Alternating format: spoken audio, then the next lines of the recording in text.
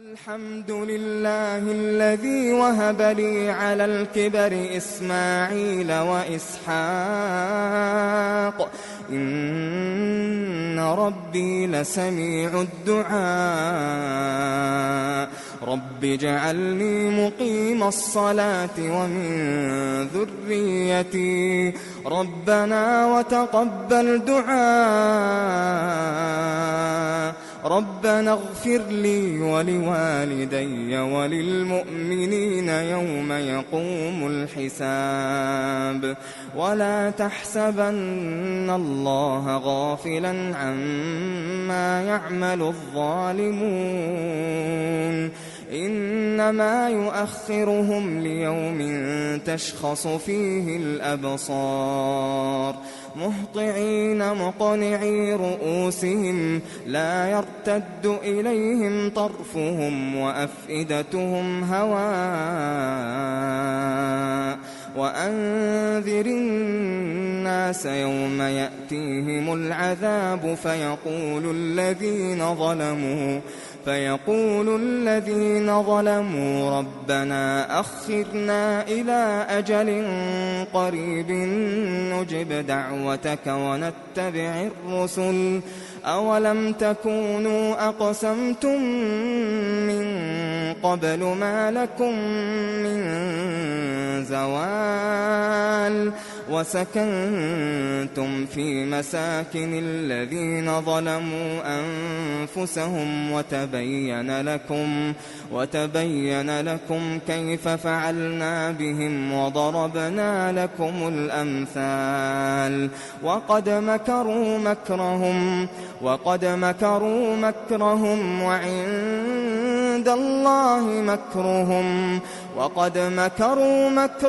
وعند الله مكرهم وإن كان مكرهم لتزول منه الجبال فلا تحسبن الله مخلف وعده رسله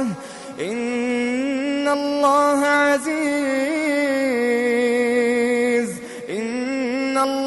عزيز ذو انتقام يوم تبدل الأرض غير الأرض والسماوات وبرزوا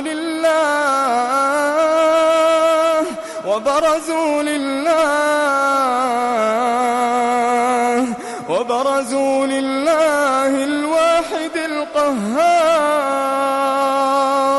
وترى المجرمين يومئذ مقرنين في الأصفاد سرابيلهم من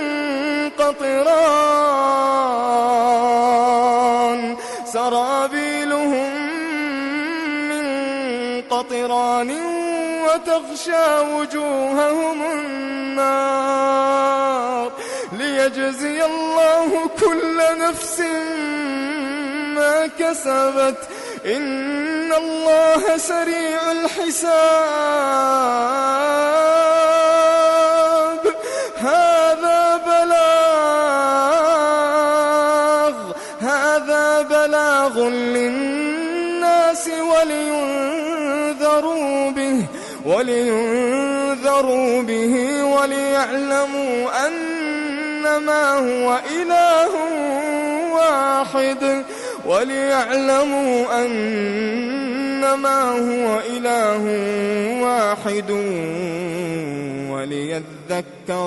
وليذكر أولو الألباب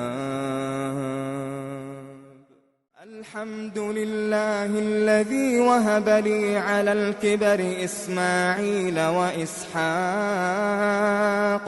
إن ربي لسميع الدعاء رب اجعلني مقيم الصلاة ومن ذريتي ربنا وتقبل دعاء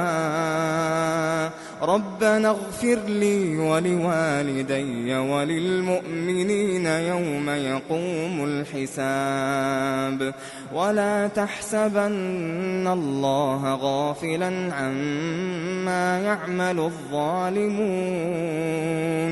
إنما يؤخرهم ليوم تشخص فيه الأبصار مهطعين مقنعي رؤوسهم لا يرتد إليهم طرفهم وأفئدتهم هواء وأنذر الناس يوم يأتيهم العذاب فيقول الذين ظلموا ربنا أخرنا إلى أجل قريب نجب دعوتك ونتبع الرسل أولم تكونوا أقسمتم من قبل ما لكم من زوال وسكنتم في مساكن الذين ظلموا أنفسهم وتبين لكم كيف فعلنا بهم وضربنا لكم الأمثال وقد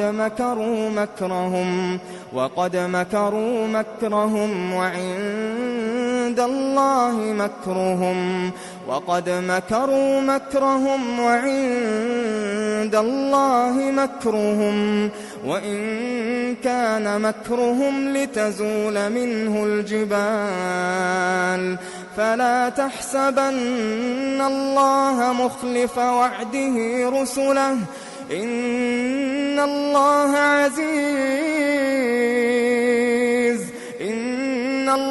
عزيز ذو انتقام يوم تبدل الأرض غير الأرض والسماوات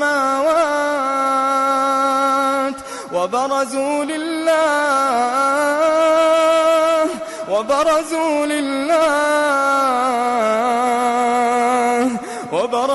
لله الواحد القهار وترى المجرمين يومئذ مقرنين في الأصفاد سرابيلهم من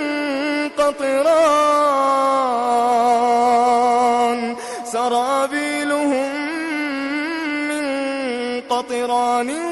وتغشى وجوههم النار ليجزي الله كل نفس ما كسبت إن الله سريع الحساب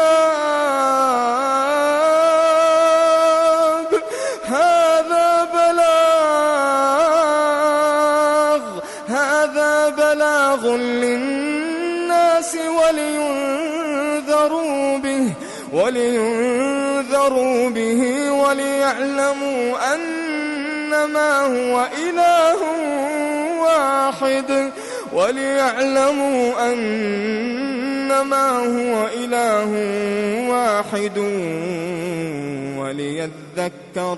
وليذكر أولو الألباب.